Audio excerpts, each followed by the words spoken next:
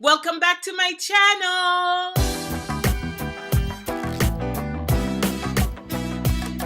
If this is your first time visiting, my name is Bwandungi. Welcome!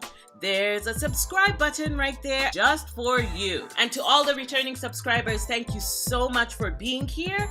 Guess what? Today is World Storytelling Day, where we celebrate oral storytelling, which is great because I come from a long line of storytellers. In celebration, I am going to tell you a story about something that happened to me about a couple of months ago. It happened to me and my friend Baden. It was incredible, it was mind-blowing, and it changed my life. It changed my life. So a number of months ago, Baden and I left the house and we went to run errands, buy some groceries, and have a lovely day outside. It was a beautiful day. So what else are you going to do? Just stay outside as long as you can. In order to get downtown, there's this main street that you have to take. And as we were returning home, something caught our eye that we had not seen on that road before. You know how your brain subconsciously tells you that there's something going on, that there's something weird? And we look to the side and there is a McDonald's. That should not be surprising. There are McDonald's everywhere,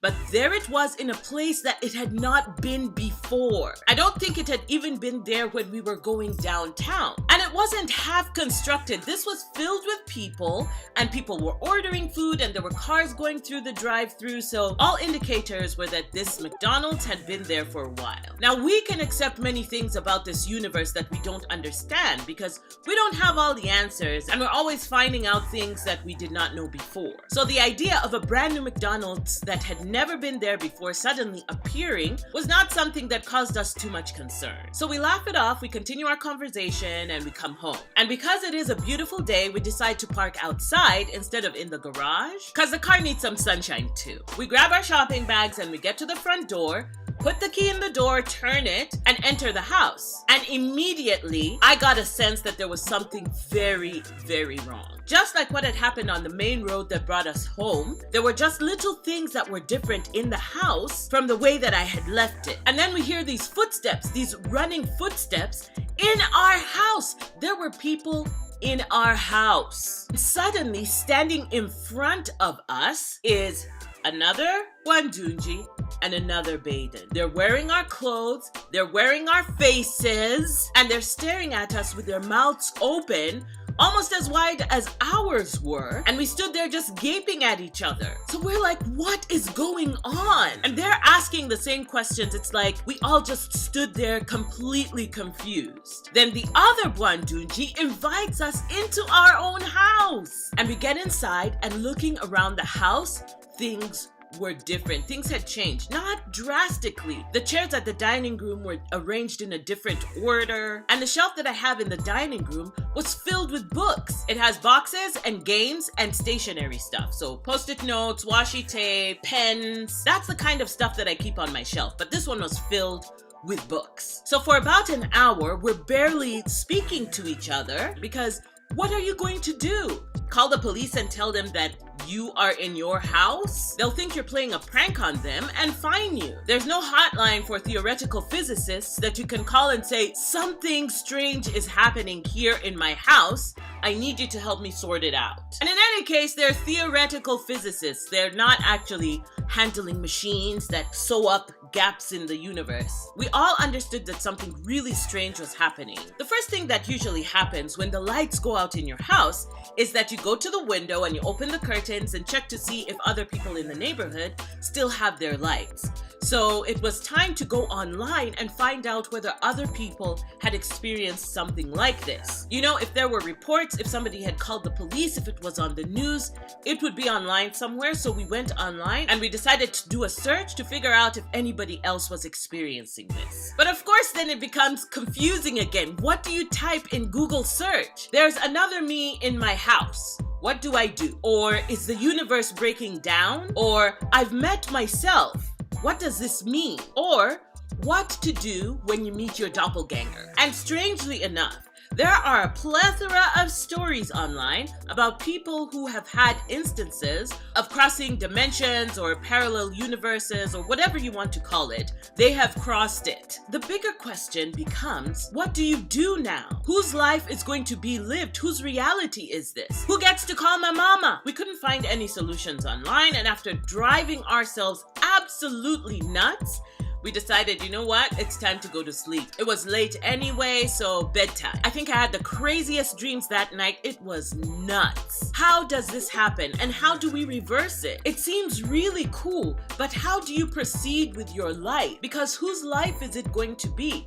Especially if you are doing the same things. She was doing the exact same thing as me. Do we merge our lives and sort of decide who's going to be doing what, and where, with whom, and when? The next morning, I got up, I came downstairs, ready to have a discussion about who was going to make breakfast, and there was nobody in the house except Baden and myself. Just the two of us. The other Bwandungi and the other Baden were no longer in the house, and we had to look around to find out whether they'd packed some things, whether they decided to go or left a note or something. It was so strange. They weren't there anymore, and the house was mine again. My bookshelf had returned back to not being a bookshelf. The chairs were organized the way that they were supposed to be organized. My house had returned to itself. But Baden and Bwandungi the second were gone. Tell this story to anyone and they will think that you are batshit crazy, and they will start avoiding you because the events are so unbelievable and they haven't happened to anyone who has told this story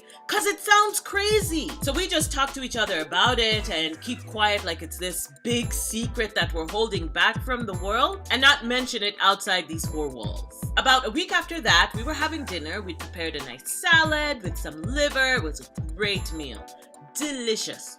And right in front of us was what can only be described as a holographic projection, and tells us about what had happened to us before. Apparently, someone is conducting benign experiments on our planet. About 5 to 7 years ago, this place where we now live had been uninhabited. Since the dawn of time, it had been safe for them to conduct their experiments. A device that happens to be under our house is still active, and they're having problems shutting it down. So we bled into a parallel universe, and the other Bwandungi and Baden bled into our universe. And that is what this holographic projection is telling us, which sounds like an incredibly convenient explanation for messing things up. And we're sitting there with our food half eaten, just completely amazed at the coincidences that brought us to this place, in this house, to experience this thing. I promise you, I'm not crazy. There are a lot of people who will tell you otherwise, but I'm not nuts. As whoever it is working on shutting down the device under the house, we may continue to experience these parallel world bleeds. I don't know if we'll meet the same people, the same Baden and Bwandungi, or whether we'll meet completely different ones. It is exciting that we live in this universe that is completely alien to us, and that we are a part of it. But I'm grateful to be here, and I hope you are too. So I hope you enjoyed my story. If you have any questions, any comments, leave them in the comment section below. Don't forget to like this video, and if you have not yet subscribed, this is how you subscribe, and make sure that you click the bell icon so that when I upload a new video, you get a notification. YouTube doesn't do it. As always, thank you for being here with me. I will see you in another video on Thursday, but if you miss me between then and now, here's a video you can watch in the meantime. Have a wonderful day.